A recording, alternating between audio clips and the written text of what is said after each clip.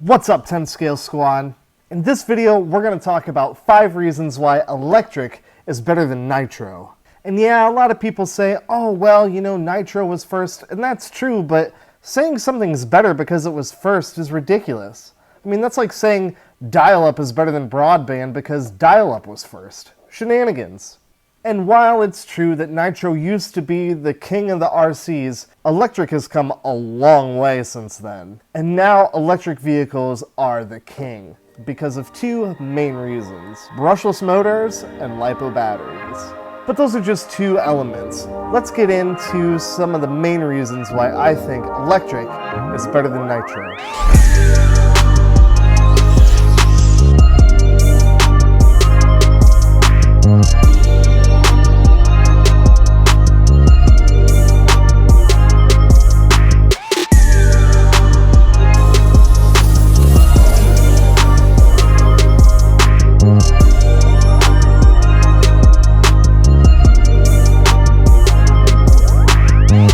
Hey guys, real quick, if you haven't checked out my other video, 5 reasons why nitro is better than electric, check it out. It's a good time. I'll put a link, somewhere over in the doodle. And I want to know what you think. Am I right? Am I wrong? Which one do you think is better? Am I leaving out any reasons? Let me know down in the comment section below. And if this is your first time checking out the channel, welcome. I'm glad you found it. I like to do RC shenanigans like this all the time. And I've got some cool stuff coming up. You're gonna wanna stick around. If it uses a transmitter, there's a good chance I'm into it. So just know that I don't take this super seriously, and you probably shouldn't either. All right, let's get to it. The number 1 reason why I think electric is better than nitro: speed, obviously, speed and power. Electric motors, you get 100% torque at 0 RPM. Brushless motors especially, rip! You can get more RPM and more power out of a brushless motor than you could dream of with a nitro motor. And as far as top speed goes, way faster than a nitro. Obviously, there are some exceptions out there, but if you look at the world's fastest RC, yep, it's brushless.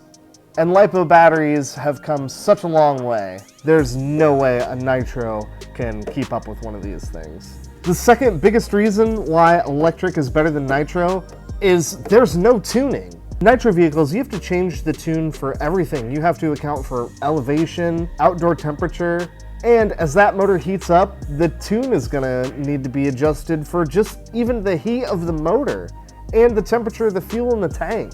Sometimes you can spend a half or even a full tank of fuel with a nitro vehicle just adjusting the tune, getting the thing to run right. And that's going to lead us into number 3, dependability.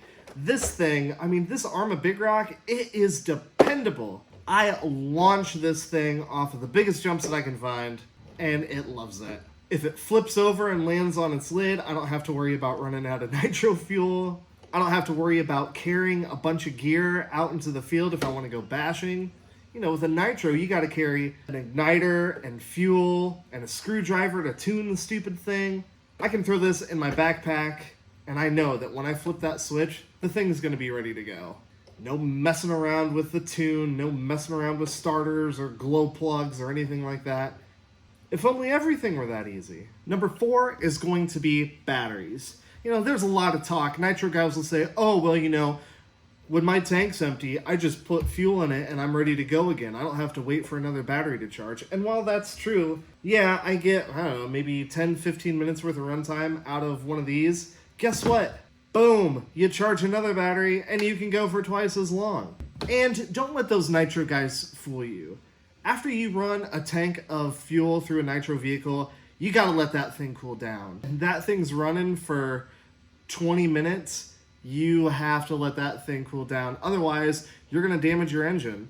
Whereas with this, as soon as this battery dies, I just pull it up, swap it over for a new battery, and keep on going. It really is that easy.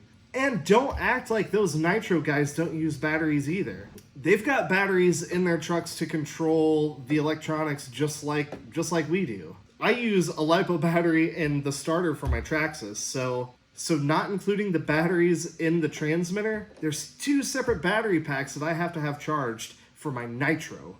2 batteries.